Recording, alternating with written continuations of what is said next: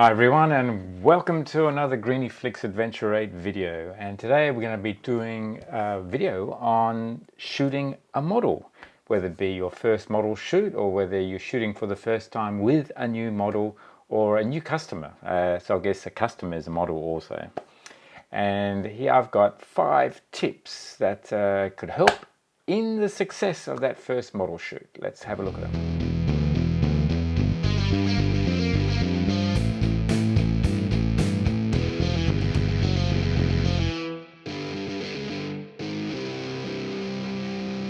These steps are important, I think, because at the end of the day you want to appear to be professional and the results will reflect it as well. And the results aren't just in the photograph that's produced, but it's in the whole experience that you have with your model, with your client, and they have with you.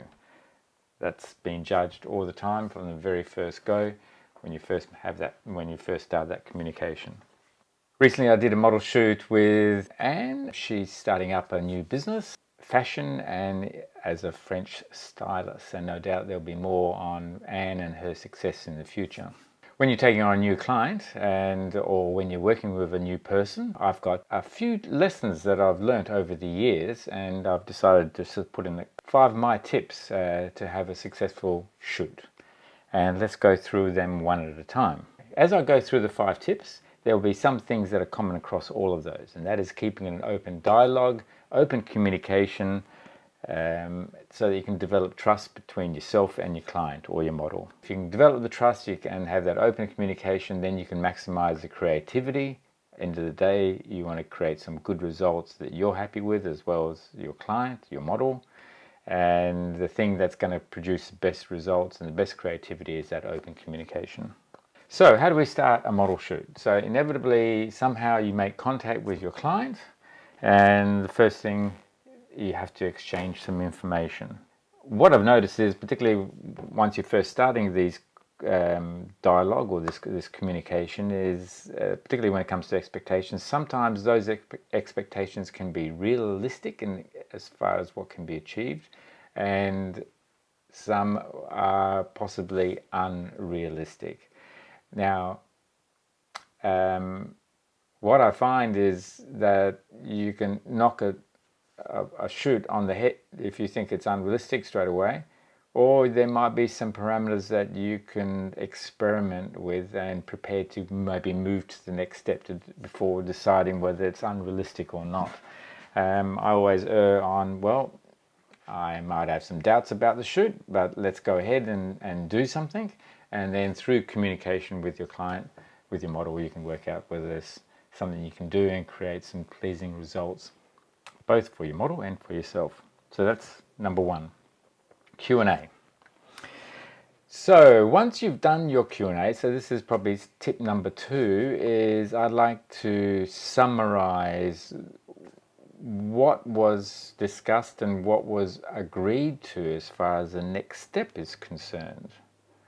If the agreement is to proceed with a model shoot, with a client shoot, location, how long, the duration, what sort of shots are likely to be taken, and what would be the anticipated results.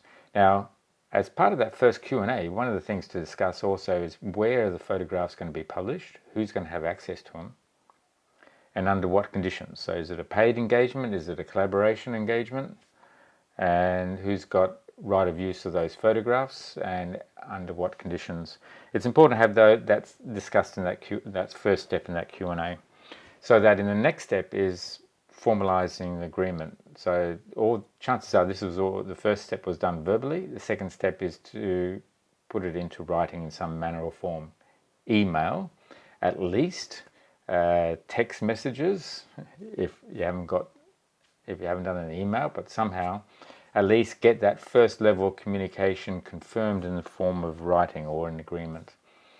And depending on the type of shoot that you have, and if it is a collaboration, for example, then there's going to be an agreement of how those photos can be used. And not only that, who edits the photos, and this is where a model release agreement is required. There's a number of model release agreements that are available if you just search on the web, and you might have to modify those according to your own situation.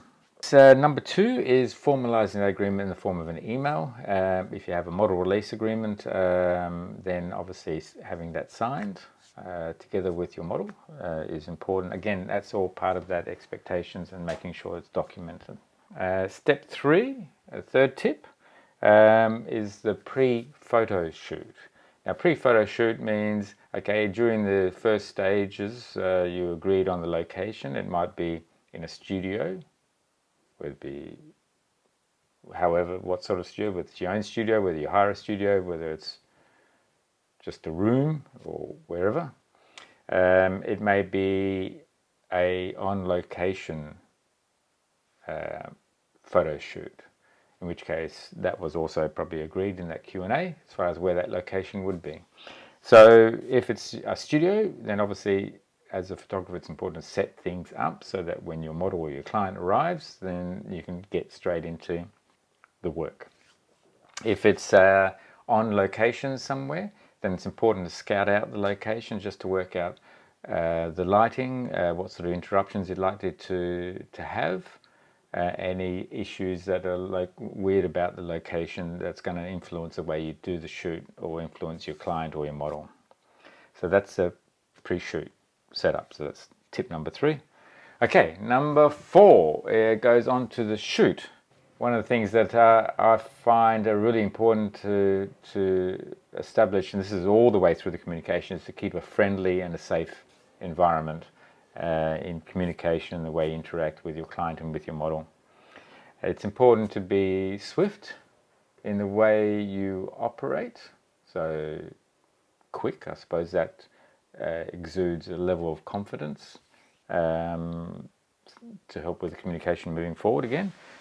Keep a sense of humour, a bit of fun, and I guess you have to gauge that with your client, and depending on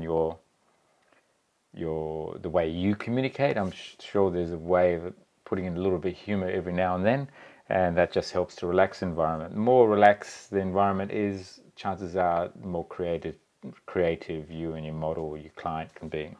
During the photo shoot, it's important to, obviously when you're taking your shots, to review those shots from time to time with your model so that they can see what you see and what sort of results you're getting. It may not be the finished product that you're looking for, but then through that iterative process with your model on the day of the photo shoot, you can sort of work out different ways of taking those shots. The last step is the post-photo shoot. So how do you actually edit the work? How do you present the work? That's just as important as the photo shoot. It's great actually with the way, with online services that are available these days. One of the services that I use is called pixieset.com, where there's a free service as well as a paid service, where you can at least set up your portfolio of the photo shoot and highlight photos that you liked, that you thought were highlights, as well as all the others, and where you can present that online to your client. And through that website, you can either allow download of digital files or prints and things like that. Prints and paid digital downloads can be arranged as well. Let's have a quick look at maybe some of the photographs that we took with Anne, and then I can just relate some of those 5 tips back to those photographs as well. The equipment I was using a Leica M240p and the lens a 50mm f1.4. So we started off doing the photo shoot using natural light. So we're not using any flash or additional lighting. We're basically using natural light and different locations. I was shooting both keeping the raw file as well as the black and white file. So sometimes I edited the raw file and sometimes I just edited the black and white JPEG file. This first shoot was really just to get a view and to share that with Anne so that she could see the type of things that she was looking for, how she comes across, what sort of things we can improve on next time.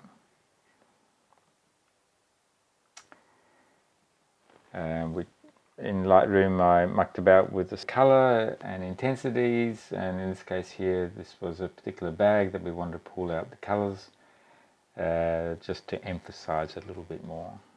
Doing street location shots, there's always people walking around, you have to sort of be aware of the background. And here I'm adjusting the colors a bit just to black and white. I think both black and white as well as the color version work quite nicely here. There you go. And we'll finish off with these photographs here. It'd be interesting to hear other people's view, whether you have a similar approach to those 5 points of shooting your client for the first time, your model for the first time. Hope it's been good. Hope you like. Do comment, and if it's the first time to my channel, please do subscribe. I really appreciate your support. Anyway, we'll see you on the next video. Cheers, thanks.